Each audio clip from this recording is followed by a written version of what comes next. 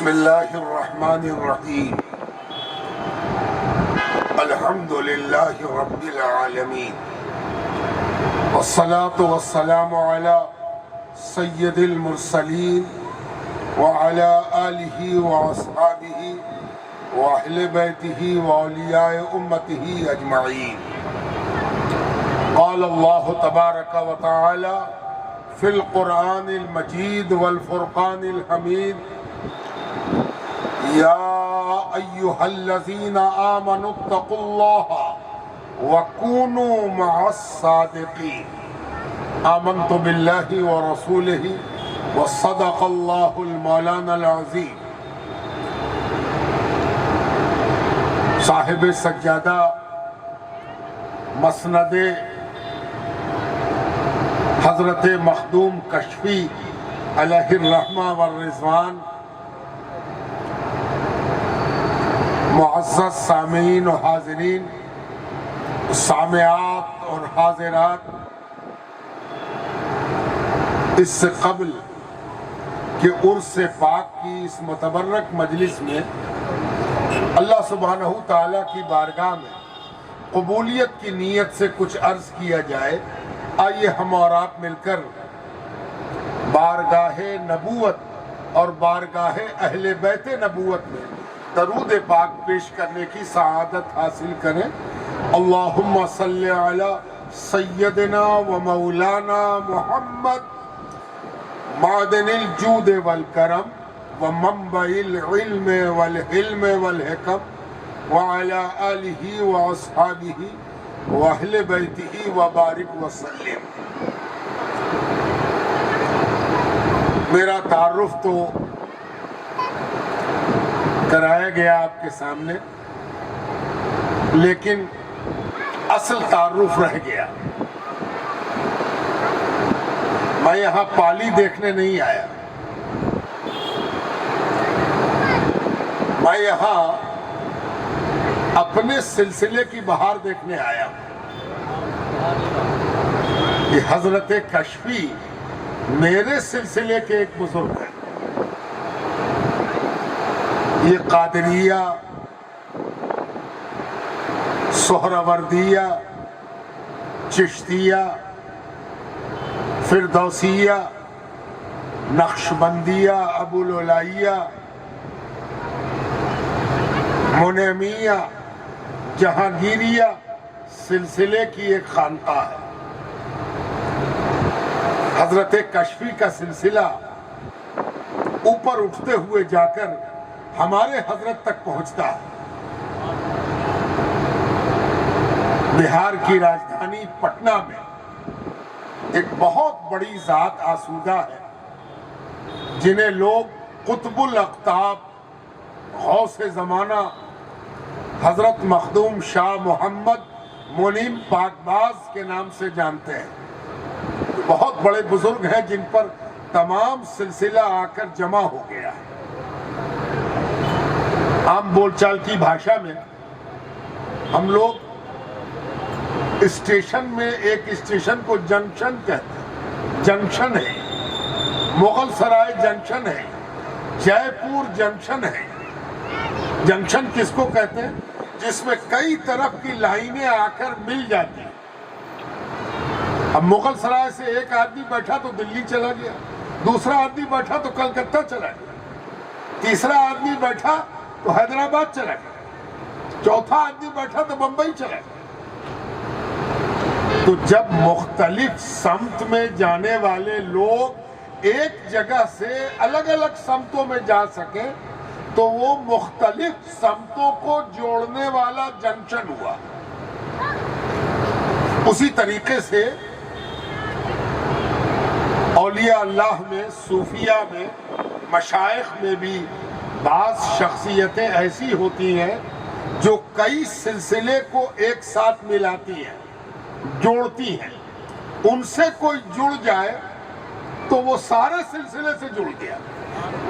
سبحان اللہ۔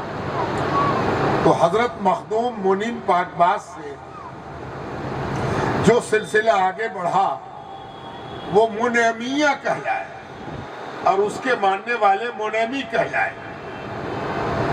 قادری تھے تو منیمی ہو گئے، چشتی تھے تو منیمی ہو گئے، سہراوردی تھے تو منیمی ہو گئے۔ یہ کوئی صوفیوں کا بنایا ہوا ڈھنگ اور طریقہ نہیں ہے، یہ دنیا کا مانا ہوا ڈھنگ ہے۔ آخر حنفی کیسے ہو گئے، شافعی کیسے ہو گئے، حنبلی کیسے ہو گئے، مالکی کیسے ہو گئے؟ یہ جو کوئی شخصیت بڑی پیدا ہوتی ہے اور اس کے اندر مجتہدانہ شان ہوتی ہے، مجتہد ہوتا ہے، تو اس کے بعد والے خود کو اس سے منسوب کرتے ہیں، بعد والے خود کو اس سے منسوب کرتے ہیں، زمانہ منسوب ہو جاتا ہے۔ عہد فاروقی، عہد صدیقی، عہد عثمانی، یہ کیا ہوا؟ زمانہ منسوب ہو گیا۔ تو اسی طریقے سے مشائخ کرام میں بھی جو بڑی شخصیت پیدا ہوتی ہے اس سے لوگ خود کو وابستہ کرتے ہیں۔ دیکھا نہیں آپ نے، خواجہ نظام الدین اولیاء محبوب الہی سے چشتیہ سلسلہ نظامیہ ہو گیا، حضرت شیخ علاء الدین علی احمد صابر کلیری سے صابریہ، اعلی حضرت احمد رضا خاں صاحب فاضل بریلوی علیہ الرحمہ سے رضویہ، مخدوم اشرف جہانگیر سمنانی سے اشرفیہ۔ یہ کیا ہے؟ یہ بڑی بڑی شخصیتیں ہیں جن سے سلسلہ اپنے آپ کو منسوب کرتا ہے۔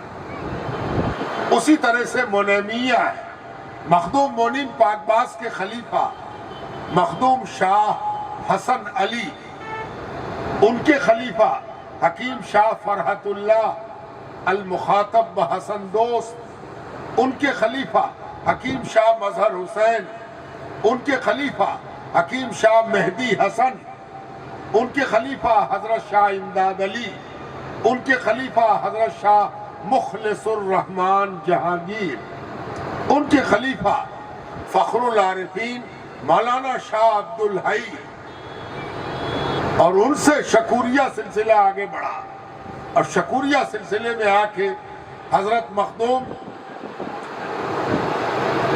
کشفی رحمت اللہ علیہ،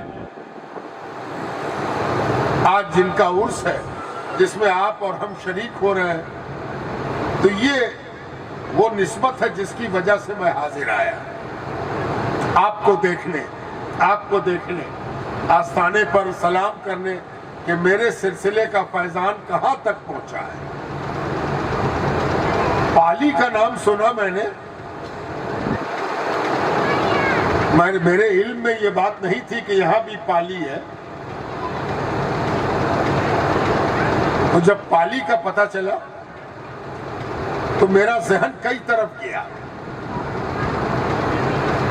پتہ نہیں آپ کے ذہن میں یہ بات ہے کہ نہیں کہ اس ہندوستان میں سب سے پرانی زبان، بھاشا، لینگویج سب سے پرانی، اگر کوئی آپ سے پوچھ دے کہ اس بھارت میں سب سے پرانی بھاشا کون ہے؟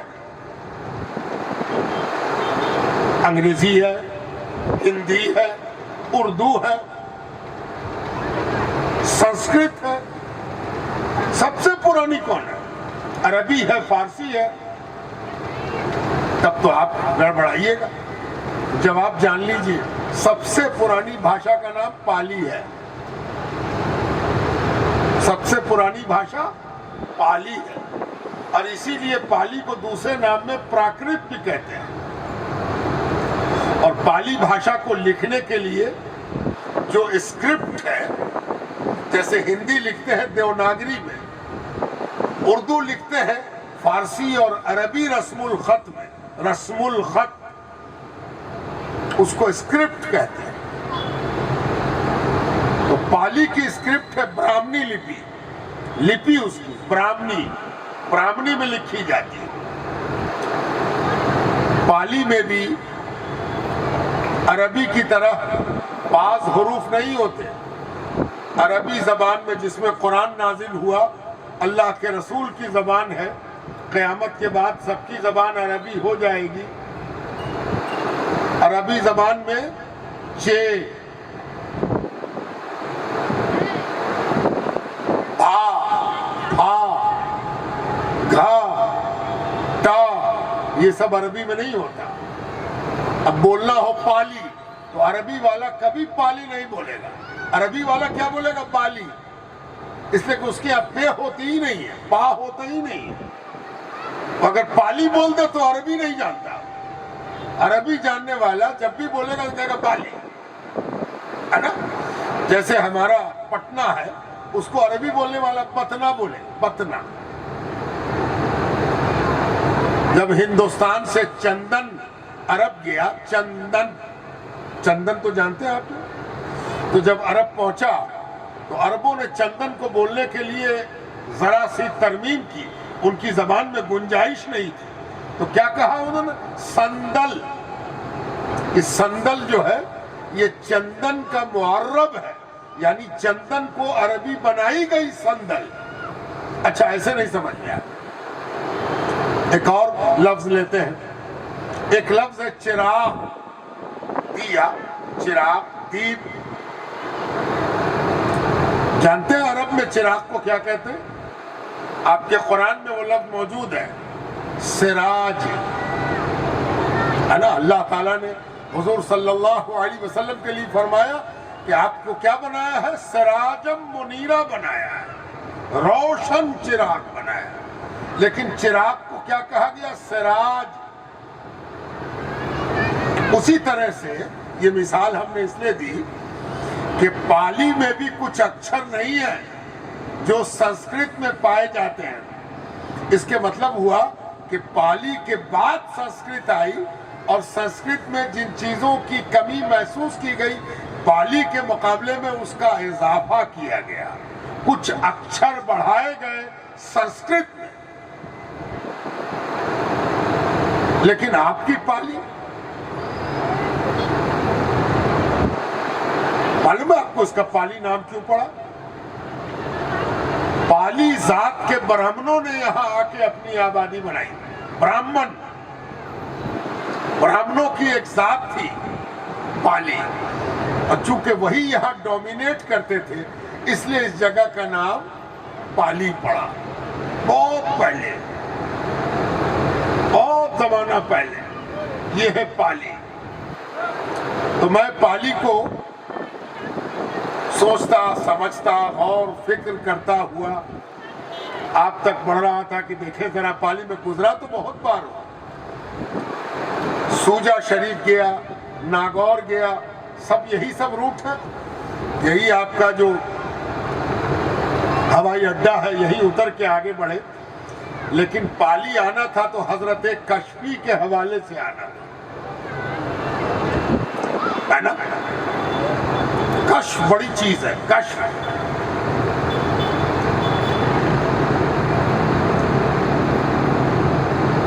کبھی کبھی کوئی مسئلہ پھنس جاتا، سمجھ ہی میں نہیں آتا. ایک سوال ہے جس کا جواب سمجھ میں نہیں آتا.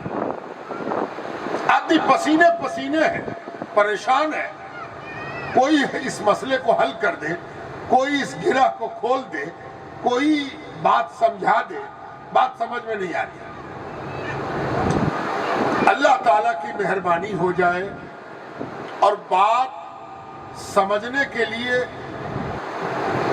کوئی نہ کوئی راستہ نکل جائے، بات کھل کے سمجھ میں آ جائے. جب کوئی بند چیز کھل جائے تو اس کو کشف کہتے ہیں. کشف، اسی کو کشف کہتے ہیں، یعنی کھل جانا، پھٹ جانا، ایسا سامنے آنا جیسے کہ کوئی راستہ ہی نہ ہو اور دیوار پھٹ جائے. پھٹے تو ادھر نظر آ جائے، اسی نظر آنے کو کشف کہتے ہیں. اور حضرت پر کتنا کشف ہوتا ہوگا کہ حضرت کے نام نامی کا جز ہو گیا کشفی. یعنی دنیا کو جب دروازہ بند ملتا تو حضرت کے پاس آتا، اور حضرت کی نگاہ کرم سے اس کا دروازہ کھل جاتا تو وہ کہتا کہ حضرت تو کشفی ہے. کشف یہ صوفیوں کی اصطلاح ہے، یہ اللہ والوں کی اصطلاح ہے، یہ اولیاء اللہ کی اصطلاح ہے. تین اصطلاح ہے: الہام، کشف، مشاہدہ. الہام، کشف، مشاہدہ. اور تینوں پر ہمارے حضرت نے کتاب لکھی ہے. مخدوم مونین پاکباز کی 3 کتابیں مشہور ہیں: الہامات منیمی، مکاشفات منیمی، مشاہدات منیمی. لائن میں ہے، سب چھپ رہی ہے. چھپے گی تو آپ دیکھیں گے کہ آپ کا سلسلہ کتنا عظیم ہے. آپ جس سلسلے سے وابستہ ہیں، جس شیخ سے وابستہ ہیں، اس شیخ سے آدمی وابستہ کائے کو ہوتا ہے. ایک آدمی راستے میں آپ کو پکڑے اور کہے کہ کون چکر میں ہو. اللہ تعالیٰ نے حکم دیا نماز پڑھنے کا، نماز پڑھو. اللہ تعالیٰ نے کہا رمضان آوے تو روزہ رکھو. اللہ تعالیٰ نے کہا داڑھی رکھو. اللہ تعالیٰ نے کہا پاک رہو، صاف رہو. یہ پیر کے چکر میں کہاں پڑ گئے؟ شیخ کھوج رہے ہو، شیخ سے وابستہ ہو گئے ہو، پیر صاحب کا دامن پکڑ لیے ہو. یہ سب چکر میں کہاں پڑے ہو؟ قرآن و حدیث کے راستے پر چلو، قرآن سنت کے راستے پر چلو. تو آپ تو کہیے گا گڑبڑا گئے. یہ تو قرآن حدیث کی طرف ہم کو بلا رہا. یہ کہتا ہے کہ پیر صاحب کیا ہوتا ہے، شیخ کیا ہوتا ہے، ولی کیا ہوتا ہے، کیوں اس کے پاس جاتے ہو، کیوں درگاہ پر جا رہے ہو، کیوں خانقاہ میں جا رہے ہو، کیوں پیر کے پاس جا رہے ہو. اگر کوئی آپ سے ایسا سوال کر دے تو اس کو کیا جواب دیں؟ یہ جو خانقاہوں میں ایسے جلسے ہوتے ہیں، یہ اسی لیے ہوتے ہیں تاکہ بازار میں بھٹکنے والے کو کشف سے گزار کر سوال کے جواب تک پہنچا دیا جائے. اس سوال کا جواب. تو کوئی آپ سے سوال کرے تو اس کو بیٹھائیے اور کہیے کہ یہ جو ولی، اولیاء، ابرار، صدیقین، صالحین، یہ سب کس کی اصطلاح؟ یہ سب کہاں سے آیا؟ پیر صاحب نے بتایا ہے، مولانا صاحب نے بتایا ہے، میلاد میں سنا ہے، یا یہ بھی قرآن میں ہے؟ بڑا بنیادی سوال ہے کہ ولی کا لفظ، اولیاء کا لفظ، ابرار کا لفظ، صدیقین کا لفظ، صالحین کا لفظ یہ قرآن میں ہے یا نہیں؟ تو جواب آئے گا کہ یہ سب تو قرآن ہی میں ہے. قرآن سے پتہ چلا، قرآن کے ذریعے ہم تک پہنچا ہے. ہم قرآن ہی کی وجہ سے ان اصطلاحات کو جانتے ہیں. یہ خالص قرآنی اصطلاحات ہیں، قرآن میں موجود ہیں، احادیث میں موجود ہیں. تو کوئی چیز اگر قرآن میں موجود ہے اور ہم اس کی طرف بڑھ رہے ہیں تو اس میں گناہ کیسے ہو گیا؟ اس میں غلطی کیسے ہو گئی؟ یہ غیر شرعی کیسے ہو گیا؟ یہ تو قرآن کی اصطلاح ہے. اب کوئی آپ سے کہے کہ اگر قرآن میں ہے بھی تو تمہارے جانے کے لیے کہاں حکم ہے؟ یہ قرآن نے کہا ہے کہ چلے جاؤ ان کے پاس، پکڑ لو ان کو، دھر لو ان کو، چھوڑنا مت، پکڑے رہنا. ایسا بھی قرآن میں کہا گیا ہے. جی ہاں، قرآن میں اللہ تعالیٰ فرماتا ہے یا ایھا الذین آمنوا اتقوا اللہ، اے ایمان والو، اے کلمہ پڑھنے والو، اے نماز پڑھنے والو، اے روزہ رکھنے والو، اے تقوی اختیار کرنے والو، سنو، اے ایمان والو، اللہ سے ڈرو، متقی بنو، پرہیزگار بنو. بات پوری ہو گئی کہ اللہ تعالیٰ ہم سے چاہتا ہے کہ ہم پرہیزگار ہو جائیں، نیکوکار ہو جائیں، اللہ سے ڈرنے والے ہو جائیں۔ جی نہیں، بات پوری نہیں ہوئی، اللہ تعالیٰ ابھی اور بھی کچھ کہہ رہا ہے۔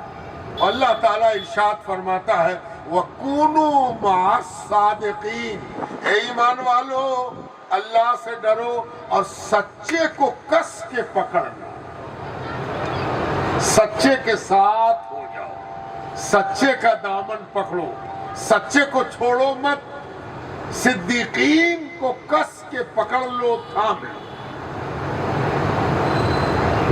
ایک بات اور ذہن میں رہے کہ مسلمانوں کے یہاں ایک اصطلاح ہے، فرض، سنت، واجب، نفل، مستحب، مکروہ، سب اصطلاحات ہیں مسلمانوں کی، اسلام کی، قرآن کی، حدیث کی، فقہ کی اصطلاحات ہیں۔ اب سوال یہ اٹھتا ہے کہ کسی چیز کو فرض کیسے کہیں گے؟ یہ فرض ہے، اس کے لیے کیا بنیاد ہے کہ کسی چیز کو فرض کہا جائے؟ تو فرض کی بنیاد یہ ہے کہ جس کام کو کرنے کا حکم قرآن میں دیا جائے وہ فرض ہے۔ اللہ تعالیٰ کسی کام کو کرنے کا حکم دے تو وہ فرض ہو جاتا ہے۔ فرض ہونے کے لیے ضروری ہے کہ اس کا حکم اللہ نے دیا ہو، قرآن میں دیا ہو، تو وہ فرض ہو جائے۔ ہاں یہ صحیح ہے کہ فرض کی قسمیں ہیں، حج فرض ہے، حج فرض ہے، لیکن کس پر؟ جس کے پاس دولت ہو۔ دولت نہیں ہے، حج فرض نہیں ہے نا؟ اس سے پتہ چلا کہ فرض کی بھی کئی قسمیں ہیں۔ جنازے کی نماز پڑھنا فرض ہے، لیکن ایک آدمی بھی پڑھ لے گھر سے تو سب کے طرف سے فرض ادا ہو گیا۔ دیکھ رہے ہیں آپ فرض کی قسمیں۔ اب سنو، اللہ تعالیٰ نے جب یہ کہہ دیا کہ سچے کو کس کے پکڑو، سچے کے ساتھ ہو جاؤ، تو اس حکم نے سچوں کو پکڑنا فرض بنا دیا۔ یہ فرض ہے۔ کوئی کہے کہ ہم نہیں پکڑیں گے تو اس کے مطلب وہ فرض کا منکر ہے، اور فرض کے منکر کے لیے بڑا حکم ہے۔ اللہ اس سے ہم سب کو محفوظ رکھے۔ اور اسی لیے یہ بات سمجھ میں آئی کہ اولیاء سے، اصفیاء سے، صدیقین سے، صالحین سے، اولیاء سے، ابرار سے ہمارا رشتہ بنانا، ان کو پکڑنا، ان کو اختیار کرنا ہم پر فرض ہے۔ اس لیے کوئی سوال کر کے اس کو بھٹکا سکتا ہے جو جانتا نہ ہو۔ جو جانتا ہے اس کو بھٹکانے کا سوال نہیں اٹھتا۔ اس سے تو آپ کہیے گا تم بھی چلو، فرض ہے، تم سے یہ فرض چھوٹ رہا ہے، چلو میرے ساتھ، چلو پیر صاحب کے پاس، چلو شیخ کے پاس، چلو مرشد کے پاس، چلو صدیقین کے پاس۔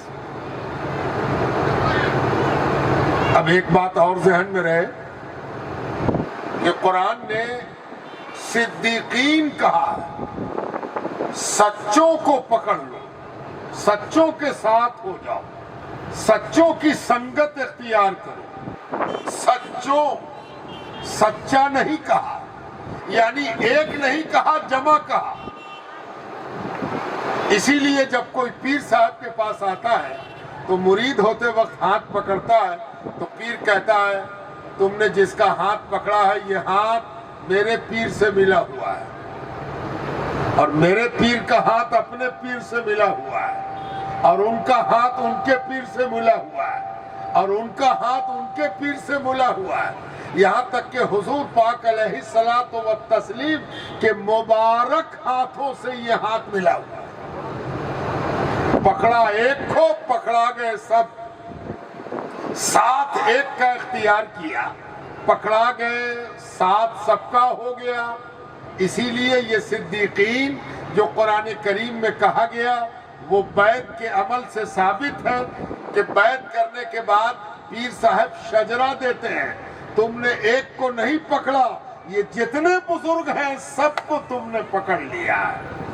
کونو مع الصادقین، سچوں کے ساتھ ہو جاؤ۔ پکڑا ایک کو تھا، صدیق بنایا ایک کو تھا، صدیقین کا پکڑنا ہو گیا۔ آج جن کا عرس ہے ان کا سلسلہ کیسا ہے، ذرا درمیان میں یہ بھی جان لی کہ ہم جن بزرگوں سے وابستہ ہیں وہ کیسے بزرگ ہیں، کس مقام کے بزرگ ہیں۔ پہلے تو یہ جاننا چاہیے کہ آپ کا سلسلہ تمام سلاسل کا مخزن ہے۔ آپ قادری بھی ہیں، فردوسی بھی ہیں، ابوالعلائی بھی ہیں، نقشبندی بھی ہیں، چشتی بھی ہیں، سہروردی بھی ہے۔ یہ اس سلسلے کی خاصیت ہے، اور ایسا اس لیے بھی ہے کہ سلسلوں میں آپس میں کمپٹیشن نہیں ہوتا، تکرار نہیں ہوتی، ہر میدان میں جھگڑا ہے، ہر میدان میں لڑائی ہے۔ ہم راجستھان کے ہیں، تم بہار کے ہو، ہم انڈیا کے ہیں، تم چین کے ہو، ہے نا؟ ہم کالے ہیں، تم گورے ہو، ہم ہندی بولتے ہیں، تم تمل بولتے ہو، ہم حنفی ہیں، تم شافعی ہو، ہے نا؟ ایک ہی دنیا ہے جہاں کوئی جھگڑا نہیں ہے، اور وہ دنیا کون سی ہے؟ قادری ملا تو چشتی گلے مل رہا ہے، چشتی ہے تو فردوسی گلے مل رہا ہے، نقشبندی اس سے خوش ہو رہا ہے۔ یہ جو صوفیوں کا سلسلہ ہے اس میں آپس میں اتنی محبت ہے، اور اس محبت کی وجہ یہ ہے کہ ان سارے سلسلوں کو معلوم ہے کہ الفقراء کنفس واحدہ، اللہ کے دروازے کے فقیر ایک ہوتے ہیں، چاہے وہ کسی رنگ میں ہو، کسی بھاشا کو بولتے ہو، کسی رنگ و نسل کے ہو، ہیں سب اللہ کے دروازے کے فقیر۔ فقیر میں جنگ نہیں ہوتی۔ کسی بزرگ نے اسی بات کو سمجھانے کے لیے ایک کہاوت بیان کی ہے، کہا کہ ایک میان میں دو تلوار نہیں رہ سکتی، تلوار کا جو خول ہوتا ہے اس کو میان کہتے ہیں۔ ایک تلوار ڈال دیا، اب چاہیے کہ دوسری تلوار ڈال دے، وہ ہٹے گی ہی نہیں، وہ جائے گی ہی نہیں، ایک وقت میں ایک ہی تلوار رہے گی۔ لیکن اگر ایک کمبل ہے تو 10 فقیر اس کے اندر سو سکتے ہیں۔ ایک کمبل میں فقیر گھستے جائیں گے، جھگڑا نہیں ہوگا، اس لیے کہ فقیر جھگڑنے کو بنتا ہی نہیں ہے۔ فقیر تو اللہ کے دروازے کا فقیر ہے، اسی لیے سلسلوں میں کوئی اختلاف نہیں ہو۔ یہ جس سلسلے کے آپ حضرت کشفی کی وجہ سے، یا سلسلے جہانگیریہ کی وجہ سے، یا سلسلہ حسنیہ کی وجہ سے، بھیسوڑی شریف کی وجہ سے، یا لکھنؤ کے دادا میاں کی وجہ سے داخل ہو گئے، یہ سب منیوی سلسلہ ہے، سب مخدوم منیم پاک باز کا سلسلہ ہے۔ اور مخدوم منیم پاک باز کیسے بزرگ ہیں کہ ایک روز ان کی خدمت میں کچھ علماء آئے۔ علماء کب؟ آج سے 300 ساڑھے 300 سال پہلے علماء آئے۔ آج کے دن عالم بننا آسان بھی ہو گیا ہے، ڈگری بہت بڑی آسانی سے مل جاتی ہے۔ آج سے 300 سال پہلے بڑی مشکل سے کوئی عالم ہوتا تھا، اور بہت ٹھوس، سچا، پکا اور پختہ ہوتا تھا۔ کہاں آئے؟ مخدوم منیم پاک باز کی خدمت میں آئے۔ کیا کہنے آئے؟ حضور ایک مسئلہ اٹک گیا ہے۔ تو حضرت نے کہا تم تو عالم ہو، دنیا تمہارے پاس مسئلہ لے کے آتی ہے، کون سا ایسا مسئلہ ہے کہ تم ہی پریشان ہو گئے؟ سب تو تم سے فتویٰ پوچھتے ہیں، تم کو کیا غرض پڑ گئی کہ یہاں آ گئے؟ کہا حضور مسئلہ ہی ایسا ہے۔ کہا کیا مسئلہ؟ کہا ایک جگہ منہ مبارک آیا ہے حضور صلی اللہ علیہ وسلم کا، کہا جاتا ہے کہ حضور پاک علیہ السلام کا منہ مبارک ہے۔ لوگ وہاں جانے لگے ہیں، ہم لوگ علماء ہیں، عالم ہیں، دل نہیں بھرتا ہے۔ دل بھرے تو جائیں، کتاب سے اس مسئلے کا حل پوچھے تو کتاب میں جواب نہیں ملتا۔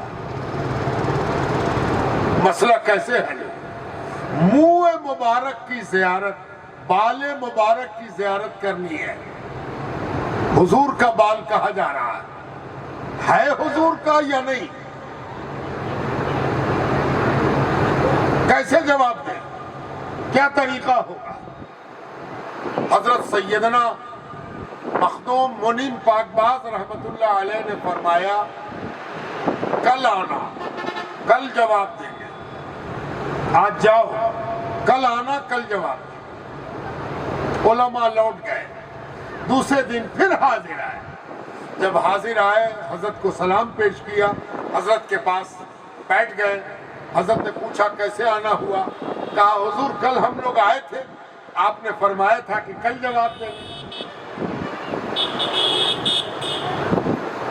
راوی کہتا ہے، چشمدید راوی، آنکھوں دیکھا بیان ہے، مخدوم منیم پاکباز رحمت اللہ علیہ دو زانو بیٹھے ہوئے تھے اور مؤدب ہو گئے اور تعظیم کے ساتھ بیٹھ گئے۔ مؤدب ہو کے فرمایا الحمدللہ، کل بارگاہ نبوت میں حاضری کا شرف حاصل ہوا۔ کل حضور پاک علیہ الصلاۃ والتسلیم کی بارگاہ میں حاضر ہونے کا شرف، سوبھاگیہ پراپت ہوا۔ حاضر ہوئے۔ میں نے تمہارا سوال خود حضور پاک کے سامنے رکھا۔ میں نے تمہارا سوال، دیکھو کس کی بات ہو رہی ہے؟ اس کی بات ہو رہی ہے جس سے ہم نے دامن پکڑا ہے، جس کا ساتھ ہم نے پکڑا ہے، کونوں مع صادقین کے تحت پکڑا ہے۔ ہم کیسے پیر کے مرید ہیں یہ بتا رہے ہیں۔ انہوں نے کہا میں نے حضور پاک علیہ السلام کی خدمت اقدس میں تمہارا سوال پیش کیا۔ علماء مخدوم منیم پاکباز علیہ الرحمہ والرضوان فرماتے ہیں کہ حضور پاک علیہ السلام نے شہادت کی انگلی اٹھائی، بائیں کان مبارک کے پاس لے گئے اور فرمایا ہاں یہاں پر کا ہے، ہاں یہاں پر کا ہے، اللہ پر، ہاں یہاں پر کا ہے۔ علماء کو دل انشراح ہو گیا، دل کھل گیا، دل کا پٹ بند تھا کھل گیا۔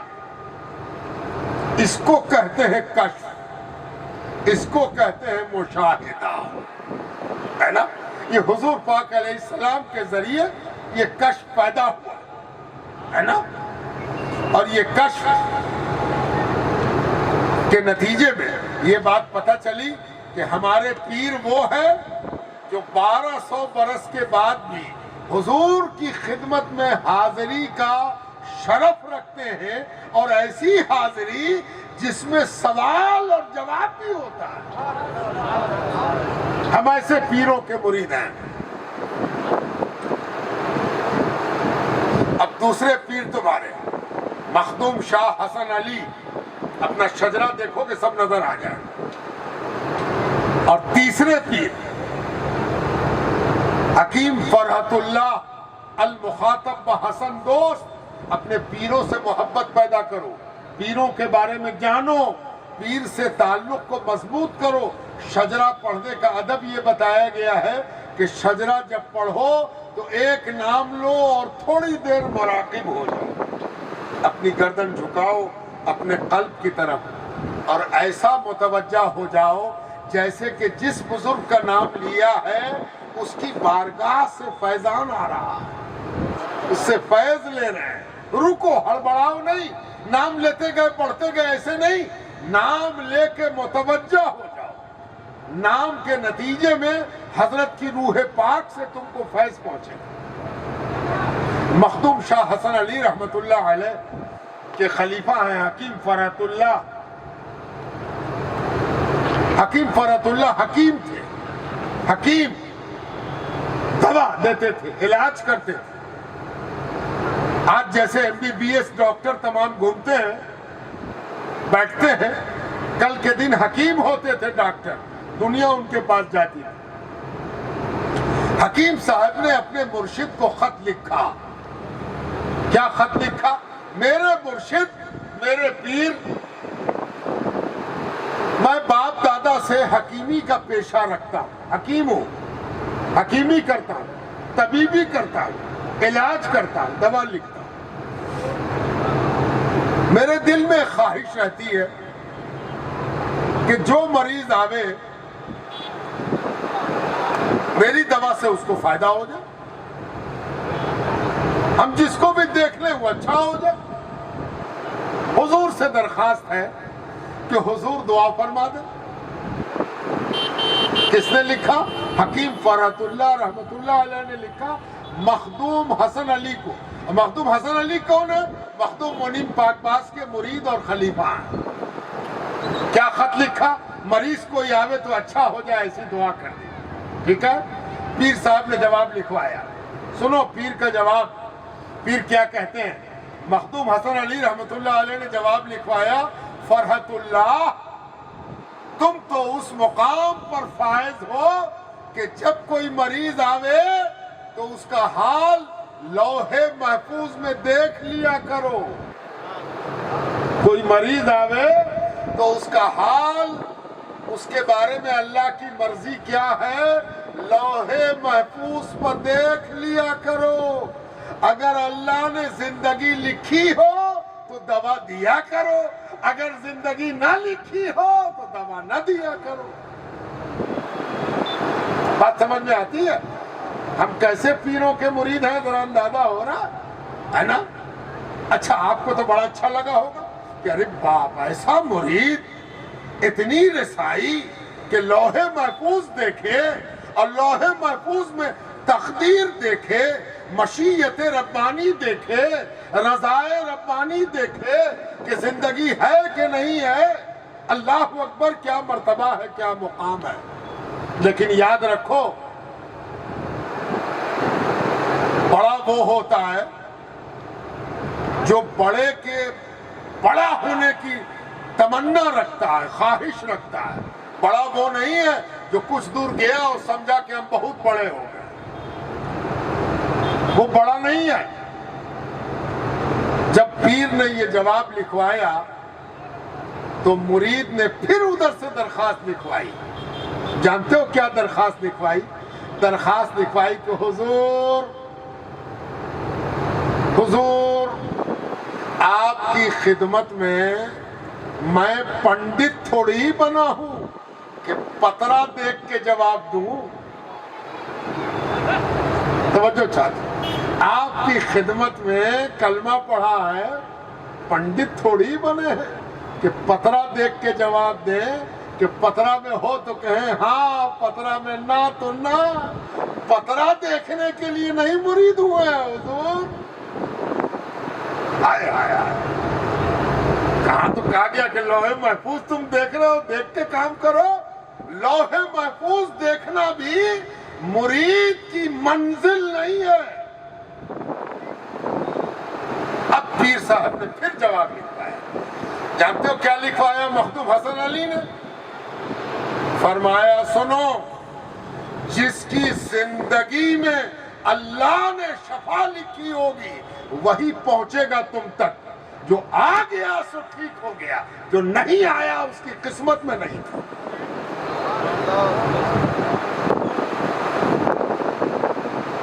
لوح محفوظ دیکھنا کمال نہیں ہے، اللہ تبارک و تعالیٰ کا راضی کرنا کمال ہے۔ جس سے اللہ راضی ہو گیا، گفتہ اللہ بن، اس کا بولنا اللہ کا بولنا ہو گیا۔ یہ سب زبانی بکواس نہیں ہے۔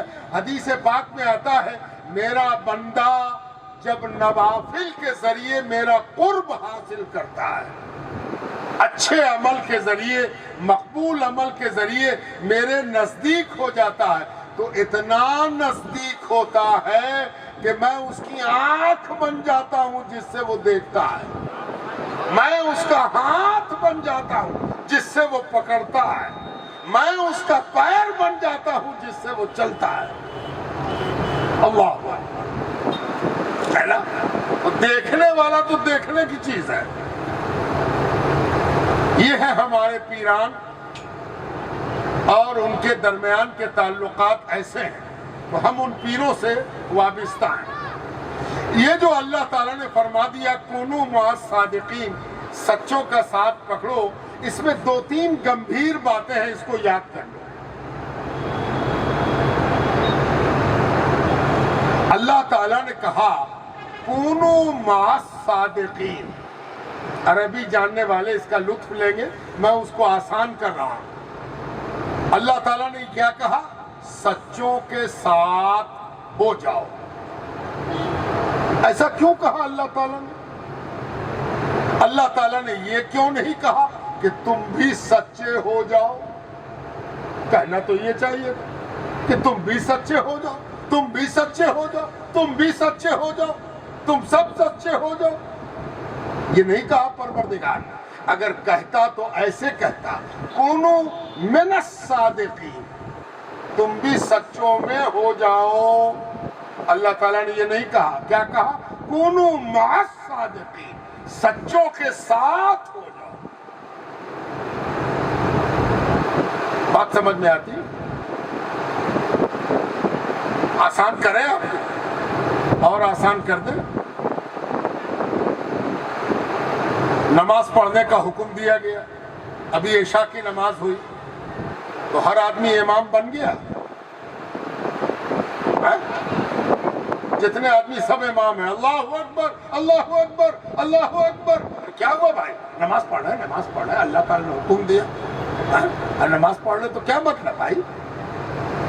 اللہ تعالیٰ نے قرآن میں کہا وَارْكَعُوا مَعَ الرَّاكِعِينَ، رکوع کرنے والوں کے ساتھ تم بھی رکوع کرو، ہے نا؟ جماعت کا حکم دیا۔ سب لوگ کس کے ساتھ ہوئے؟ امام کے ساتھ ہوئے۔ اور کس کے ساتھ ہوئے؟ بغل والے کے ساتھ ہوئے۔ کندھے سے کندھا ملایا، پیر سے پیر ملایا، ادھر والا آیا اس نے میرے کندھے سے ملایا، اس نے میرے پیر سے ملایا، دیکھا آپ نے سب ملتے گئے، اور سب کس سے ملے؟ امام سے ملے، اور سب کی مل کے نماز ہوئی۔ ایک آدمی آوے کہ نہیں نماز کا حکم ہے، اقیموا الصلاۃ، ادھر جماعت قائم ہے، ادھر کہے اللہ اکبر، لوگ کہیں گے گڑبڑا گیا، یہ بد عقیدہ ہو گیا، اس کا عقیدہ خراب ہو گیا۔ یہ بتائیے، دیکھیے یہ الگ سے نماز قائم کرنا۔ کونوا مع الصادقین، سچوں کے ساتھ ہو جاؤ۔ اس سے پتہ چلا کہ ہر آدمی کے بس میں نہیں ہے نماز کر لینا، اسی لیے امام کو آگے کیا جاتا ہے کہ امام آگے رہے گا، نماز وہ پڑھائے گا، سب اقتدا میں نماز ادا کریں گے۔ اور اسی لیے کہا گیا کونوا مع الصادقین، سچوں کے ساتھ ہو جاؤ۔ تم سچے نہیں ہو سکتے ہو، یہ اللہ تعالیٰ کو تم سے بھی بہتر معلوم ہے، اس لیے کہ اللہ ہی نے تم کو اور ہم کو پیدا کیا ہے۔ تب تو جو سچا نہیں ہوا وہ تو جہنم میں جائے گا۔ تو اللہ تعالیٰ کی مہربانی یہ ہوئی کہ سب تو سچے نہیں ہو سکتے، لیکن سچے کو پکڑ لیں گے تو پکڑنے اور ساتھ ہونے کی بنا پر ان کو بھی بخشا جائے گا، ان پر بھی مہربانی ہوگی، ان پر بھی رحمت نازل ہوگی، ان کے اوپر بھی اللہ تعالیٰ کا فضل برسے گا۔ اور اسی لیے حضور پاک علیہ السلام کے صحابہ جب بھی آتے تو آپ ہم کی تو زبان عربی نہیں ہے، عربی زبان بڑی مشکل سے کوئی سمجھ پاتا ہے، محنت کرنی پڑتی ہے۔ لا الہ الا اللہ، اس کو بولنے میں بھی محنت کرنی پڑتی، معنی ٹھیک سے نہیں معلوم ہوتا، جانتے جانتے آدمی جانتا ہے، جاننا چاہیے، سیکھنا چاہیے، اتنا بھاری بھی نہیں کہ کوئی نہ جان سکے، ذری سی محنت سے سب جان جاتا ہے۔ لیکن ذرا غور تو کیجئے کہ حضور کے ہاتھ پر جو لوگ ایمان لاتے تھے ان کی تو مادری زبان عربی تھی، تو پردے کے باہر ہی پڑھ لیتے لا الہ الا اللہ محمد الرسول اللہ۔ نہیں، کیا کرتے تھے؟ وہ آتے تھے حضور کے پاس، سامنے آتے تھے، हुजूर का दीदार करते थे, हुजूर से तमन्ना करते थे, हुजूर से ख्वाहिश करते थे, और फिर हुजूर उनको हाथ बढ़ाते थे, है ना, और फिर वो दोनों हाथों से हुजूर का हाथ पकड़ते थे, और फिर हुजूर उनको पढ़ाते थे ला इलाहा इल्लल्लाह। वो माए बाप जिसकी अरबी जबान रखता हो, मादरी जबान अरबी हो, उसकी आंख फटी की फटी है कि जो अरबी हम जानते थे वो जानते थे, आज तो ला इलाहा इल्लल्लाह उसकी जबान से सुना है, उसका हाथ पकड़ के पढ़ा है जिसको अल्लाह ने ये इल्म दिया। उनके कलमे में भी जरा सा फर्क हो जाता, घबराइएगा नहीं, क्या फर्क होता था। हम कहेंगे अशहदु अन्ना मुहम्मदुर रसूलुल्लाह, हम क्या कहेंगे, अशहदु, हम गवाही देते हैं, मैं गवाही देता हूं, अन्ना के, बिला शुबा के अल्लाह के रसूल हैं मोहम्मद सल्लल्लाहु अलैहि वसल्लम। हुजूर पढ़ाते, पढ़ो अशहदु अन्ना मुहम्मदुर रसूलुल्लाह। अब वो क्या कहते हैं, अशहदु अन्नका अन्नका अन्नका रसूलल्लाह, मैं गवाही देता हूं कि आप अल्लाह के रसूल हैं, आप अल्लाह के रसूल हैं। अरे नाम लेना तो दूर की बात है, या तो वजूद सामने है, अशहदु अन्नका रसूलल्लाह, मैं गवाही देता हूं कि आप अल्लाह के रसूल है ना। यही तो है कुनू मास सादिकीन, सच्चों के साथ हो जाओ। कल सहाबा को जरूरत थी कि वो हुजूर को देखें, हुजूर को थामे, हुजूर को पकड़े। आज हमको ये जरूरत है कि कोई हाथ ऐसा मिल जाए जो रसूलुल्लाह सल्लल्लाहु अलैहि वसल्लम से मिला। यही है कुनू मास सादिकीन की हकीकत। अब एक आखिरी बात सुन लो, कभी कभी दिल में ख्याल पैदा, हम तो बर्बाद हैं, हम अगर पीर को पकड़ ही लेंगे तो क्या, हम तो गुनहगार हैं, दिन रात गुनाह करते हैं, गुनाह हो जाता है, मामूली है, हकीर है, नाकाबिल शुमार है, गिनती के लायक नहीं है। बुजुर्गों ने एक मिसाल दी, कहा कि तुमने कांटी देखी, कांटी, अब कांटी को यहाँ क्या कहते हैं, कील कहते होंगे, कील ठोकी जाती कील लोहे की, पेच है ना, स्क्रू लोहे का होता। आजकल तो चाइनीज ज्यादा आ गया है, चाइनीज कील बहुत बाजार में है। चाइना हम लोगों को कीले कील किए हुए है ना, खाली जबान से भांजते हैं सब। तो ये जो कील है ना, इसको कभी कटोरे भर पानी लो और उसमें कील डालो, बाल्टी में पानी लो और उसमें कील डालो, तो आप देखोगे कील जाके नीचे बैठ गई, पानी में डूब गई। कील, पेच, स्क्रू पानी में डाला नहीं कि नीचे चला गया। अच्छा,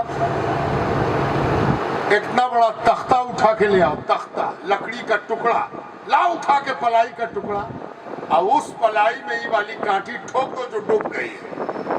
अब वो कांटी को पलाई में ठोका गया। अब मौलाना ने, पीर साहब ने कहा अभी वाला पलैया रखो तो पानी पर। अब पानी पर जो पलाई रखा तो देखा कि पलाई तैर रहा है। अरे पलाई तो तैर रहा है, पलाई में जो कटिया ठोकी हुई है ये तो डूब जाती थी, ये पलाई में ठोका के ये भी तैर रही है ना। काहे तैर रही है, इसको तो डूबना चाहिए था। मालूम हुआ कि जिसका नेचर अलग हो, प्रकृति अलग हो, मिजाज अलग हो, उसको भी अगर सही मिजाज वाला मिल जाए और पक्की ठोकाई हो जाए तो जिसमें ठोकावेगा उसका रंग ले लेगा, है ना, पक्का पक्का रंग लेगा, है ना। डूबना इसकी प्रकृति थी, काठ की प्रकृति थी तैरना, تیرنے والے سے وابستہ ہوا، ڈوبنے والا بھی تیرنے لگا، ہے نا؟ بزرگوں، دوستوں اور عزیزوں، اسی لیے پیروں کا ساتھ پکڑا جاتا ہے۔ ایک بار کیا ہوا کہ آج سے 600 برس پہلے ایک بہت بڑے اللہ والے ہیں، ان کا نام ہے مخدوم حسن دائم جشن، بہت بڑے، 600 سال پہلے بہار میں حضرت کا آستانہ ہے، ہم لوگوں کے پیران ہیں، فردوسیہ سلسلہ ہم لوگوں کو انہی سے پہنچا ہے۔ ایک بار کیا ہوا کہ انہوں نے خانقاہ کا دروازہ بند کر رکھا، بند کرو خانقاہ کا دروازہ، حضور بند کر دیں؟ ہاں بند کرو، بند کرو۔ حضور کچھ لوگ آئے ہوئے مرید ہوں گے، نہیں مرید کریں گے، جاؤ۔ ایک دن ہوا، 2 دن ہوا، 3 دن ہوا، کسی کو مرید نہیں کیا۔ ایک دن، چند دن گزرے تھے کہ آنکھ لگی تو دیکھا کہ پیر و مرشد کھڑے ہوئے ہیں۔ کن کے؟ حضرت کے، مخدوم حسن دائم کے پیر مخدوم حسین نوشہ توحید بلخی کھڑے ہوئے ہیں اور کہہ رہے ہیں کہ حسن، تم مرید کیوں نہیں کرتے؟ تم بیعت کیوں نہیں کرتے؟ لوگ لوٹ رہے ہیں، تم مرید نہیں کرتے؟ تم لوگوں کی توبہ قبول نہیں کرتے؟ لوگ توبہ کرنے آ رہے ہیں، تم لوٹا رہے ہو۔ حسن دائم جشن کہنے لگے، حضور کبھی کبھی نگاہ اپنے پر جاتی ہے تو لگتا ہے کہ ہم اس لائق ہیں، ہم اس لائق ہیں کہ ہم مرید کریں، ہم لوگوں کی توبہ قبول کریں۔ حضور اپنے اوپر نگاہ جاتی ہے تو بیعت کرنے کا دل نہیں کرتا ہے، گھبراتی ہے طبیعت کہ ہم کس لائق ہیں، ہم کیا ان پیروں کی طرح ہیں کہ مرید کر لیں؟ شیخ نے فرمایا، پیچھے دیکھو، پیچھے دیکھو، پیچھے دیکھو، اپنے کو مت دیکھو، پیچھے دیکھو۔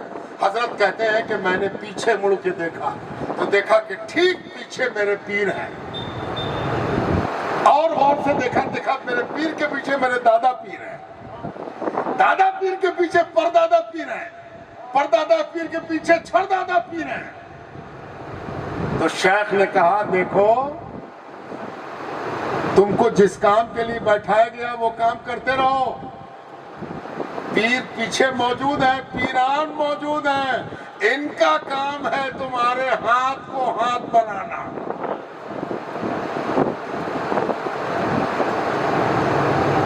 یہ سب کوئی انہونی بات نہیں ہے، مولانا لوگوں کی زبان میں بھی ہم بتا دیتے ہیں آپ کو۔ کوئی حدیث معتبر اور مستند اپنے راوی سے ہوتی ہے، راوی سے، راوی مستند ہے تو حدیث حسن ہے، حدیث معتبر ہے، حدیث صحیح ہے۔ اس لیے اگر راوی مضبوط ہے تو حدیث بھی مستند ہے۔ اسی لیے ایک ہی چیز کا خیال رکھنا چاہیے کہ جس سے مرید ہو رہے ہیں اس کا سلسلہ صحیح ہے نا، پکا سلسلہ ہے نا، سلسلہ ملا ہوا ہے نا پیر سے، بس اتنا اطمینان ہے۔ اتنا جب اطمینان ہے تو ہاتھ پکڑیں گے، اس لیے کہ یہ ہاتھ پکڑیں گے ان کا، پکڑاوے گا حضرت کشفی کا، اور کشفی کا ہاتھ پکڑیں گے تو حضرت جہانگیر کا، اور جہانگیر کا ہاتھ پکڑا تو مومن پاک باز کا، اور ان کا پکڑا گیا تو سرکار غوث پاک کا، اور سرکار غوث پاک کا در پکڑا گیا تو پھر ائمہ اہل بیت کا در پکڑا گیا، تو مولا علی کا در پکڑا گیا، اور پھر حضور پاک علیہ الصلوۃ والتسلیم کا دروازہ پکڑا گیا۔ اب آخری بات، قوال حاضر ہے، کتنی دیر میری قوالی آپ سنیے گا، آپ کا دل تو ادھر لگا ہوا ہے۔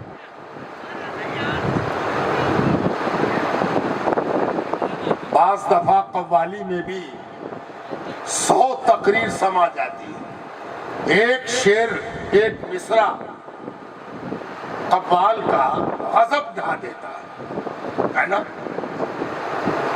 اور قوالی ہمارے یہاں روحانی غذا ہے، بھات چاول روٹی بہت جلدی پچ جائے، لیکن کبھی کبھی کسی ایک شعر کی دولت زندگی بھر قائم رہتی ہے، دل جاگتا ہے، دل میں زندگی آتی ہے۔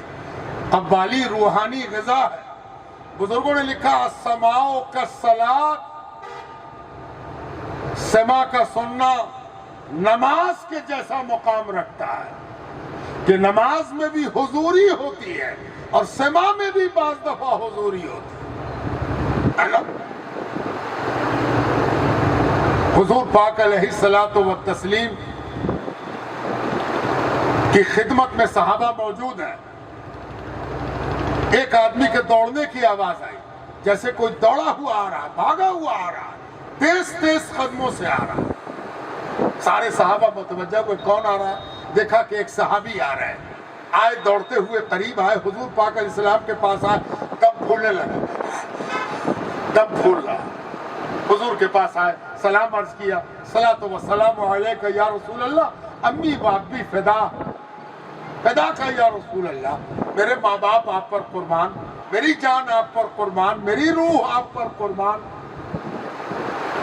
قیامت کب آئے گی؟ قیامت کب آئے گی یا رسول اللہ؟ قیامت کب آئے گی؟ کتنا فرق آ گیا. آج کل تو آپ کو بتاوے گا کہ قیامت کا علم تو رسول اللہ کو بھی نہیں ہے، معاذ اللہ. ایسا بولنے والے پیدا ہو گئے، وہ کہتے ہیں قیامت کا علم سوائے اللہ کے کسی کو نہیں. اور یہاں صحابہ آ کے رسول سے پوچھ رہے ہیں یا رسول اللہ قیامت کب آئے گی؟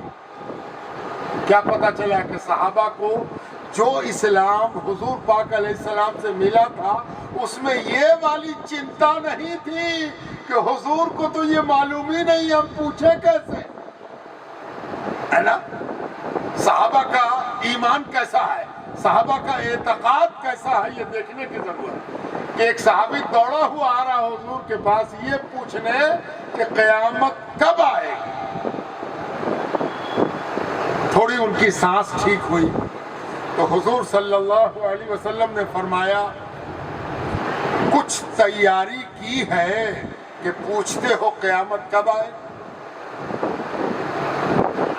بلا تشبیہ و تمثیل. ایک آدمی کہے کہ گاڑی کب آئے، گاڑی کب آئے، تو آپ پوچھے گا نا کہ گاڑی پر جانا ہے تم کو، سامان لائے ہو، پیسہ لیے ہو، دلی جاؤ گے، کسی کا پتہ اتہ لیے ہو، خالی گاڑی کی فکر ہے کہ گاڑی کب آئے گی، گاڑی کب آئے گی. ارے گاڑی پر چڑھنے کے لائق تیاری تو کرو تب نہ گاڑی آئے گی. حضور نے پوچھا کیا تیاری کی ہے کہ پوچھتے ہو قیامت کب آئے گی. ہائے ہائے ہائے، کیا سوال ہے، اور سوال پر کیا سوال ہے. حضور اگر بتاتے کہ قیامت کب آئے گی اس کا جواب سن لو تو پوچھنے والے کا اصل حال نہیں کھلتا. یہ تو حضور ہے جو صحابی کا حال جانتے ہیں کہ یہ کیوں پوچھ رہا ہے کہ قیامت کب آئے گی. اس کو وقت نہیں پوچھنا، اس کو گھڑی نہیں پوچھنا، اس کو گھنٹہ نہیں پوچھنا، اس کے پوچھنے کا مقصد کچھ اور ہے. اور اسی لیے حضور نے کہا ارے پوچھتے ہو کہ قیامت کب آئے گی تو یہ بتاؤ نا کہ تیاری کیا کی ہے. اس صحابی نے عرض کیا یا رسول اللہ ہم کیا اور ہماری تیاری کیا، ہم کیا اور ہماری تیاری کیا. نہ میرے پاس اچھی نمازیں ہیں، نہ میرے پاس اچھے روزے ہیں، نہ میرے پاس بہت سی نمازیں ہیں، نہ میرے پاس بہت سے روزے ہیں.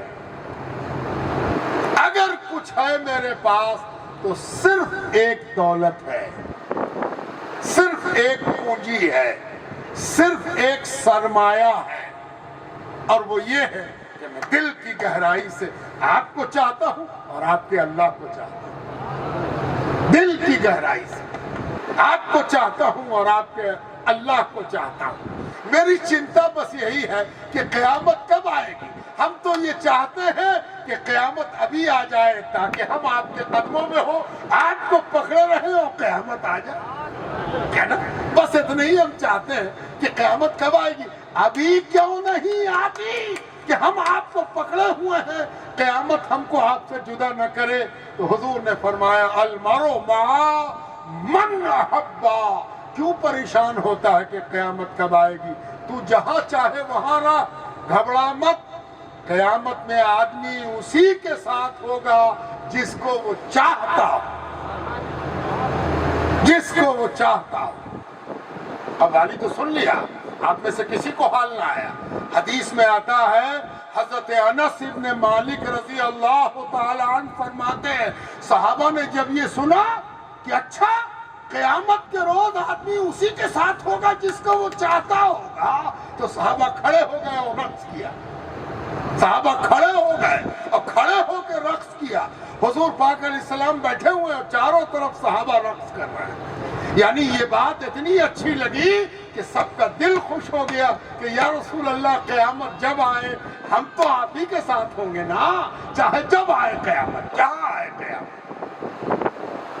یہ ہے بس، یہ ہے حال، یہ ہے کیفیت، اور یہ ہے اثر جو دل پر ہوتا ہے، بدن پر ہوتا ہے، دماغ پر ہوتا ہے۔ اور یہ حضور پاک علیہ السلام کے سامنے ہوا، صحابہ نے رقص کیا۔ تو بزرگوں، دوستوں اور عزیزوں، یہ جو حضرت کشفی کا عرس ہے جس میں ہم اور آپ شریک ہو رہے ہیں، اب آخری بات یہ کہ یہ جو بزرگوں کا ساتھ پکڑنے کی بات اللہ تعالیٰ نے کہی، اس کے پیچھے ایک راز ہے، اور وہ راز یہ ہے کہ بہت سا گناہ، بہت سے عیب، بہت سا قصور سننے اور سمجھنے سے دور نہیں ہوتا۔ کسی کو بتا دیا جائے کہ اس کام کا بہت نقصان ہے، جہنم میں جاؤ گے، کیا مجال کے چھوٹ جائے۔ کسی گناہ سے باز آنے کے لیے ضروری ہے کہ کسی ذات سے تمہاری وابستگی ایسی ہو جائے کہ وہ ایسا اللہ سے ڈرتا ہو کہ تم کو بھی ڈرا دے۔ معلوم ہے نا، ٹرین پر جو چڑھتے ہیں آپ، تو کبھی کبھی آپ کا جی چاہتا ہے کہ ٹرین سے اتر جائیں، تو آپ کے ساتھ والے کہیں ارے ایسا مت کرو، ٹرین سے اترنا ایسا نہیں ہے جیسے سیڑھی سے اترنا۔ ٹرین جب چل رہی ہوتی ہے تو آدمی کا بدن بھی موشن میں ہوتا ہے، جتنے لوگ سوار ہیں سب موشن میں ہیں، اس لیے کہ ٹرین چل رہی ہے اور ہم ٹرین میں ہیں تو ہم بھی گتی میں ہیں، گتیمان ہیں۔ اسی لیے دیکھا ہوگا آپ نے کہ چلتی ٹرین سے جب کوئی اترتا ہے بڑا چالاک آدمی، تو اتر کے وہ بھی تھوڑی دور دوڑتا ہے تب جا کے بچتا ہے، ورنہ پھینکا جائے گا کہاں نہ کہاں یا ٹرین کے اندر چلا جائے۔ کونوا مع الصادقین، ڈرنا لگے ہے اللہ سے، کسی ڈرنے والے کو پکڑو نا، وہ بھی تھر تھر آئے گا، تم بھی تھر تھر آؤ، ہے نا، وہ بھی ڈرے گا، تم کو بھی ڈرا دے گا اس کے ڈر سے، ہے نا۔ اچھا ایسے نہیں سمجھ میں آتا،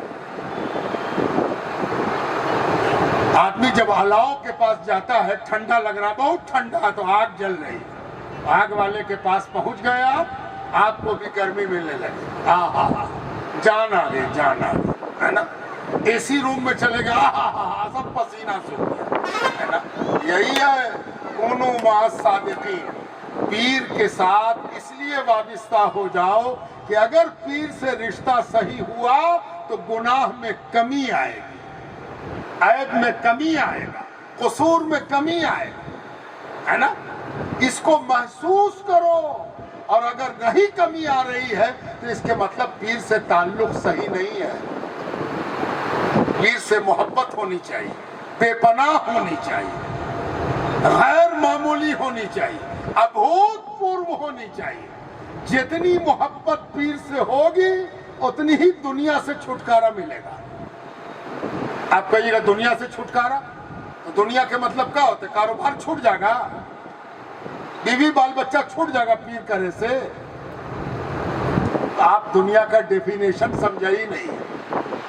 مخدوم جہاں شیخ شرف الدین احمد یحییٰ منیری رحمت اللہ علیہ آج سے 700 سال پہلے ہمارے پیران ہیں فردوسی سلسلے کے، ہم سب فردوسی ہیں جتنے منیمی ہیں مخدوم جہاں کے واسطے سے۔ تو مخدوم جہاں رحمت اللہ علیہ فرماتے ہیں، جانتے ہو دنیا کیا ہے؟ دنیا کس کو کہتے ہیں؟ دنیا کا ڈیفینیشن، دنیا کی پریبھاشا کیا ہے؟ فرماتے ہیں ہر وہ چیز دنیا ہے ہر وہ چیز دنیا ہے جو کل قیامت کے روز کام نہ دے، چاہے نماز روزہ ہی کیوں نہ ہو۔ ہائے ہائے ہائے ہائے، ہر وہ چیز دنیا ہے جو کل قیامت کے روز کام نہ دے، چاہے نماز و روزہ ہی کیوں نہ ہو۔ یعنی یہ نماز پڑھنے والے کہیں یہ مت سمجھ لینا کہ ہم تو نمازی ہیں، ارے یہی نماز اگر قیامت کے روز منہ پر پھینک دی گئی تو یہ نماز بھی تیری دنیا۔ اللہ اکبر۔ اس لیے پیر کو کس کے پکڑو، پیر کو دل میں اتارو، پیر کو اپنے اوپر حاکم بناؤ، پیر کے حکم کی پابندی کرو اور اپنی زندگی کو چیک کرو کہ ہم مرید ہوئے ہیں تو میرے گناہوں میں کمی آئی کہ نہیں، ہم اچھے شوہر بنے کہ نہیں بنے، اچھے بھائی بنے کہ نہیں بنے، اچھے بھتیجا بنے کہ نہیں بنے، اچھے پتی بنے کہ نہیں بنے، اچھا باپ بنے کہ نہیں بنے، اچھا بیٹا بنے کہ نہیں بنے۔ اس لیے کہ مرید ہو اور اچھا بیٹا نہ ہو، یہ ہو نہیں سکتا۔ اچھے کاروباری بنے کہ نہیں بنے۔ اچھا بڑے بڑے مرید کا نام معلوم ہے تم کو؟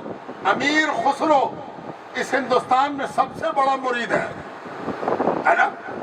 ارے ہائے امیر خسرو، امیر خسرو کو خواجہ نظام الدین اولیاء نے بادشاہ کی نوکری چھوڑا دی، چھوڑ دیں بادشاہ کی نوکری، کہا نہیں نہ کہا۔ کتنے بادشاہ؟ 11 بادشاہ کا دور دیکھا امیر خسرو نے، 11 بادشاہ کے آفیسر رہے۔ خواجہ نظام الدین اولیاء کے مرید، 11 بادشاہ کے آفیسر۔ اس سے کیا پتہ چلا؟ مرید ہونے کا مطلب کاروبار چھوڑنا نہیں ہے، نوکری چھوڑنا نہیں ہے، کام چھوڑنا نہیں ہے۔ لیکن خسرو مرید ہو کے ایسے آفیسر ہوئے کہ کسی بادشاہ نے ان کی قدر و قیمت میں کمی نہیں کی۔ اس کے مطلب مرید بھی اچھے تھے، آفیسر بھی اچھے تھے، ہے نا؟ اسی لیے مرید ہونے کے مطلب یہ ہے کہ تمہارا گھر بھی اچھا ہو، اپنے بیوی بال بچوں کے ساتھ اچھا وقت گزارو۔ اگر کوئی عورت مرید ہوتی ہے تو اس کو یہ چیک کرنا چاہیے کہ ہم مرید ہونے کے بعد پہلے سے زیادہ اچھی بیوی، زیادہ اچھی ماں، زیادہ اچھی بہن بنے، تاکہ مرید ہونے کا فائدہ سمجھ میں آ رہے۔ بات سمجھ میں آتی ہے؟ اس لیے مرید ہونے کے مطلب ہوتے ہیں اچھا انسان بننا۔ مرید آدمی اسی کے لیے ہوتا ہے، مرید ٹوپی پہننے کے لیے نہیں ہوتا کہ ہم ٹوپی پہن لیا ہم مرید ہو گئے۔ اگر مرید ہونے کا فائدہ ہوا تو ٹوپی بھی اچھی ہے، ورنہ ٹوپی کا کیا فائدہ؟ بزرگوں نے کہا بھی ہے، درویش صفت باش اور کلاه برگی دار۔ اگر تمہارے اندر فقیری آ گئی تو گھاس کی ٹوپی سے بھی کام چل جائے گا۔ یہ کپڑے والی جو ٹوپی ہم لوگ پہنے ہوئے ہیں یہ ضروری نہیں ہے، اصل فقیر صفت ہونا، فقیری پیدا ہو جائے، سچا مرید بن جائے۔ ارے مرید بن گیا تو ٹوپی گھاس کی بھی پہن لے تب بھی چلے گا، اور مرید نہ بنا تو ٹوپی پہن کے کیا ہو، ہے نا؟ دلقت بچے کار آیت تسبیح و مرقع۔ اگر فقیری اور مریدی صحیح نہیں ہے تو پتڑی پہنو، عبا پہن لو، جبہ پہن لو، بڑی سی ٹوپی، بڑی سی پگڑی۔ اصل تو ہے کہ مرید ہو جاؤ، سچ مچ مرید ہو جاؤ۔ اگر ہو گئے تو پھر کیا کہنا ہے۔ بزرگوں، دوستوں اور عزیزوں، یہ زمانہ ابھی بہت مشکل کا چل رہا ہے۔ خانقاہوں کا طرز عمل کیا ہونا چاہیے؟ خانقاہیں کیا کرتی آئی ہیں؟ خانقاہیں بھید نہیں بڑھاتی، جھگڑا نہیں بڑھاتی، لڑائی نہیں بڑھاتی۔ خانقاہوں کا جو مرشد ہوتا ہے، آپ تو راجستھان میں بیٹھے ہو، راجستھان پورے اپ مہادیپ کا روحانیت کا قبلہ ہے۔ بات سمجھ میں آتی؟ اس بر صغیر میں افغانستان سے لے کے شری لنکا تک جب کسی کو روحانیت صحیح کرنی ہوگی تو اپنا قبلہ کدھر درست کرے گا؟ اجمیر شریف کی طرف، ہے نا؟ تو راجستھان قبلہ ہے۔ خواجہ اجمیر سے پوچھا گیا تھا، اے خواجہ خواجگان، کوئی اللہ کا ولی کیسے بنتا ہے؟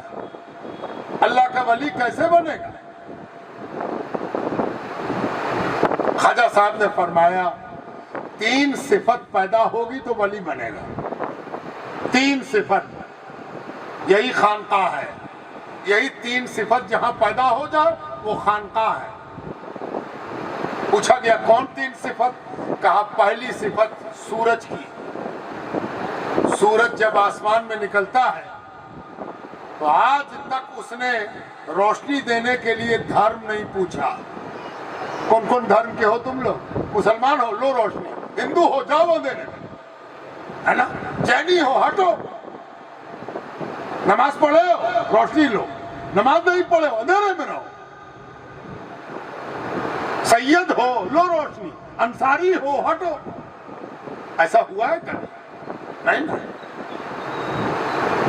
خواجہ فرماتے ہیں جس میں سورج کی صفت پیدا ہو جائے کہ سب کو ایک نظر سے دیکھے،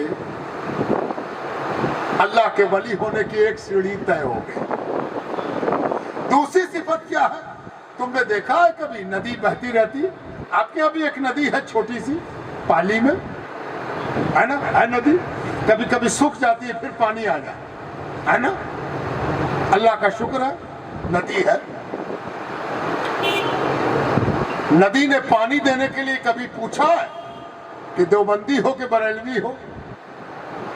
ارے دیوبندی آ گیا، بھاگ یہاں سے پانی دیوے نہ کریں گے، ہے نا، ارے دے دو بھائی بہت پیاس لگی ہے، ارے دے وضو کر لے بھائی، نہیں، پانی بہ رہا، آپ منہ دھو لے، آستک ہو تو منہ دھو لے، ناستک ہو تو منہ دھو لے، ہے نا۔ کل کل کرتی ہوئی ندی گنگا جمنا بہ رہی ہے، آؤ نہا لو، آؤ منہ پوچھ لو، آؤ پانی پی لو، ہے نا۔ خواجہ فرماتے یہ دوسری صفت ہے، یہ دوسری صفت جس میں پیدا ہو گئی وہ ولی ہونے کی 2 سیڑھی طے کر گیا۔ پوچھا گیا تیسری، کہا کہاں کھڑے ہو، کہاں بیٹھے ہو؟ کہا حضور زمین پر۔ کہا اس زمین نے کبھی دھرم پوچھا ہے، مسلک پوچھا ہے؟ کبھی نہیں۔ زمین کی طرح جو ہو جائے وہ اللہ کا ولی ہونے کی تیسری سیڑھی طے کر گیا۔ آپ کہیے گا کہاں کہاں کی بات سناتے ہیں؟ نہیں سمجھ میں آیا خواجہ صاحب کا قول؟ یہ سمجھ میں آتا ہے الحمدللہ رب العالمین، ساری تعریف اس اللہ کے لیے ہے جو سارے جہان کا پالنے والا ہے۔ اب سمجھ میں آیا ہے نا؟ سورج میں لگ رہا تھا کہ سورج کاہے دیوبندی کو روشنی دیس؟ آوے تو سورج کو بتاتے ہیں کہ ٹناٹن سنی بن ادھر ادھر روشنی دیتا ہے۔ اللہ تعالیٰ سے کیا کہو گے؟ سب کو پہنا رہا ہے، سب کو اڑا رہا ہے، سب کو کھلا رہا ہے، سب کو پلا رہا ہے۔ اسی لیے جو صوفی خانقاہ میں بیٹھتا ہے اس کو کہا گیا خبردار ڈسکریمنیشن نہیں کرنا، ایک دم سب کے ساتھ بھلائی کیے جاؤ۔ اچھا تو اللہ تعالیٰ تو قرآن کی آیت سے کچھ سمجھا آپ نے؟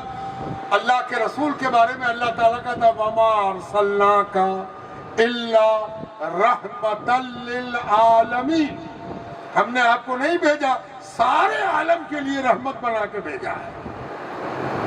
تب یہ خانقاہ کا کام ہے کہ خانقاہ میں بیٹھنے والا سب کے لیے رحمت بنے گا، سب کے لیے دروازہ کھلا رہے گا، سب آ جاؤ، آؤ ادھر آؤ، ہے نا۔ جانتے ہو یہی تو بات ہے جس میں ہم تم بھی فائدے میں ہیں۔ حضور کا قول ملتا ہے کہ سرکار دو عالم صلی اللہ علیہ وآلہ وسلم فرماتے ہیں الصالحون للہ، نیکوکار اللہ کے لیے ہیں۔ نیک لوگ کس کے لیے ہیں؟ اللہ کے لیے ہیں۔ اب ذرا دل تھام کے سنو، وَالطَّالِحُونَ لِی، گنہگار میرے لیے ہیں۔ گنہگار کس کے لیے؟ میرے لیے۔ حضور کیا کہتے ہیں؟ وَالطَّالِحُونَ لِی، گنہگار میرے لیے ہیں۔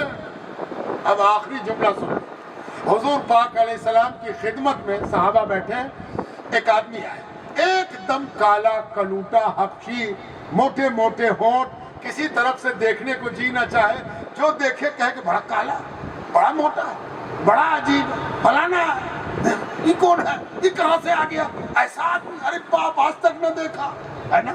وہ آدمی آیا، حضور کے سامنے آیا، حضور کو سلام کیا، حضور کے پاس بیٹھ گیا، حضور سے بات کرنے لگا، حضور اس کی طرف متوجہ ہو گئے، وہ حضور سے پوچھتا گیا، حضور پاک علیہ السلام اس کا جواب دیتے گا، بہت دیر تک بات ہوئی، پھر وہ اٹھا، سلام کیا، چلا گیا۔ جب وہ چلا گیا تو ایک صحابی نے حضور سے پوچھا، یا رسول اللہ، اس میں کون سی خاص بات تھی کہ اتنا وقت دیا؟ اس میں کون چیز تھا؟ کچھ تو نہ تھا، اس کو اتنا وقت کیوں دیا؟ یا رسول اللہ صلی اللہ علیہ یا رسول اللہ، امی و ابی فدا، میرے ماں باپ آپ پر قربان، حضرت اس کو تو نہ پہچانتے ہیں نہ جانتے ہیں، نہ کوئی خوبی نظر آئی، نہ کوئی وشیشتا نظر آئی، نہ کوئی گن نظر آیا، حضور نے اس پر التفات کس وجہ سے کیا؟ جواب سنو گے؟ جواب سے پہلے اسی جگہ پر خود کو رکھے ہمارے اندر کیا ہے؟ کیسے امید کریں کہ حضور ہم کو دیکھیں گے؟ کون سی امید کریں کہ حضور میری طرف توجہ کریں گے؟ کوئی ہے؟ آئینے میں منہ دیکھیں ہم کسی لائق ہیں ہم؟ کون سی وجہ بن سکتی ہے ہماری طرف توجہ کی؟ کیسے ہوگی شفاعت؟ قیامت میں کیسے حضور ہم کو قریب کریں گے؟ کیسے نظر کرم ڈالیں گے؟ دیکھا آپ نے سوال کہاں سے کہاں پہنچ گیا؟ ہم آ گئے ہم۔ اب حضور سے سنو، حضور کون ہے؟ شفاعت کرانے والے۔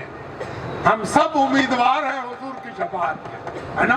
اسی لیے پکڑتا ہے پیر کو آدمی کہ پیر کو پکڑ کے وہاں تک پہنچ جائیں گے، حضور کی شفاعت نصیب ہو۔ جانتے ہو حضور نے کیا کہا؟ ارے تم نے اس کے چمکتے ہوئے دانت نہیں دیکھے؟ دیکھو شفیع المذنبین کیا کہہ رہا ہے، ارے تم اس کا بدن دیکھتے رہے، تم اس کے ہونٹ دیکھتے رہے، تم اس کا کالا رنگ دیکھتے رہے، ہم تو اس کے چمکتے ہوئے دانت دیکھتے رہے۔ بس صوفی کا کام اتنا ہی ہے کہ راکھ لائی جائے، وہ کھود کے چنگاری نکال دے۔ لوگ لے کے آوے راکھ ہے، صوفی کہے چنگاری ہوگی، لاؤ نہ نکال دیتے ہیں، لاؤ نکال دیتے ہیں، ہے نا؟ لاؤ بھلائی نکال دیتے ہیں، لاؤ اچھائی نکال دیتے ہیں، ہے نا؟ سب سخین میں چندر موری میلی، دیکھے ہنسے نر ناری، اب کے بہارے چندر موری رنگتے۔ اے شیخ، اے مرشد، اے پیر، تیرے پاس تو اسی لیے آئے ہیں کہ داغے داغ ہیں، سب برباد ہیں۔ تیرے پاس اسی لیے آئے ہیں کہ پیا کی پگڑیاں اور ہمری چنریاں دونوں ایک ہی رنگ میں رنگ دے رہے، ہے نا؟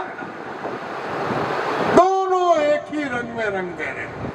یہی اتنا سا کام ہے، اور اسی کو اللہ تعالیٰ کہتا ہے کونوا مع الصادقین، جاؤ نا سچوں کے ساتھ جاؤ، کوئی ویلکم نہیں کرے گا سوائے ان کے، وہ تو انتظار میں بیٹھے ہوئے کہ آؤ نا، آؤ ادھر آؤ ادھر آؤ ادھر آؤ، ہے نا؟ 100 برس کا گنہگار آیا تو مرشد نے پکار کے کہا ادھر آ، تو اگر 100 بار توبہ سے کشتی باز آ، اور تو نے 100 بار بھی توبہ توڑی تو کیا ہوا؟ ہم ہے نا، آنا ادھر، ہم پھر توبہ کرائیں، پھر توبہ کرائیں۔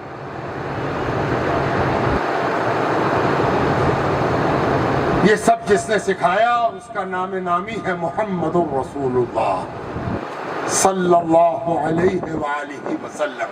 یہ سب انہی کی غلامی ہے، یہ سب انہی کا طریقہ ہے، یہ سب انہی کا انداز ہے، یہ سب انہی کا گرتے پڑتے اتباع ہے۔ کہیں یہ رنگ آپ کو نظر نہیں آئے گا جو خانقاہ میں ہوتا ہے۔ حضور صرف نماز پڑھتے تھے، حضور صرف روزہ رکھتے تھے، ارے حضور پر صحابہ نثار ہوتے تھے، فدا ہوتے تھے۔ یہ کہیں نظر نہ آئے گا سوائے خانقاہ کے۔ یہاں نماز بھی ہے، روزہ بھی ہے، تقویٰ بھی ہے، پرہیزگاری بھی ہے، عشق بھی ہے، محبت بھی ہے، جلوہ سامانی بھی ہے، وارفتگی بھی ہے۔ یہ سب جہاں ہے اس کا نام خانقاہ ہے۔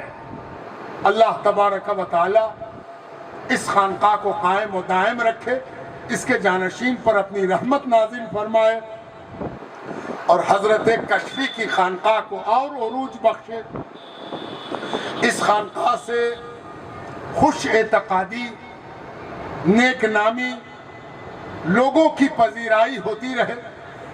جو برا اندر آئے وہ اندر سے اچھائی لے کے جائے، جو خراب اندر آئے وہ اندر سے اچھا ہو کے جائے۔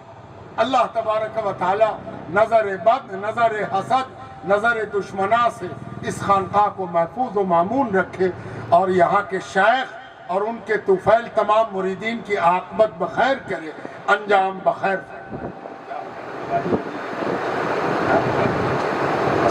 وما علینا الا البلاغ۔